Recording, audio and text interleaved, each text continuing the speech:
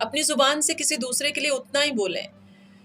جتنا کسی دوسرے کے کان جو ہیں وہ سن سکیں، برداشت کر سکیں۔ It's very very painful to سی کہ رشتوں میں لوگ اتنا سب کچھ بول دیتے ہیں کہ کوئی گنجائش ہی نہیں چھوڑتے آپ کے لیے کہ آپ اگلے کی بات کا جواب کیا دیں، اگلے کو آپ ہینڈل کیسے کریں۔ اس پہ کمال یہ ہوتا ہے کہ جب آپ کسی دوسرے کی بات سن نہیں سکتے ہیں، آگے سے جواب دینے کی کوشش کرتے ہیں، بات کرنے کی کوشش کرتے ہیں اور اگلا آپ کو موقع ہی نہیں دے رہا، تو جب آپ سے نہیں سنا جاتا تو آپ جو ہیں آپ فون آف کر دیتے ہیں۔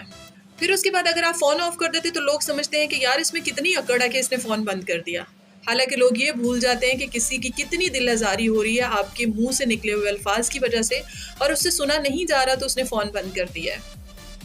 تھوڑی گنجائش ضرور چھوڑیں جب بھی آپ کسی کے لیے بولتے ہیں، جب بھی آپ کسی کے لیے کچھ کہنا چاہتے ہیں، تھوڑی سی گنجائش ضرور چھوڑ دیں۔ لوگ کہتے ہیں میں نے غصے میں یہ کہہ دیا، میں نے غصے میں وہ کہہ دیا، لیکن ہم بھول جاتے ہیں جو ہمارے قریبی رشتے ہوتے ہیں۔ میں ہمیشہ کہتی ہوں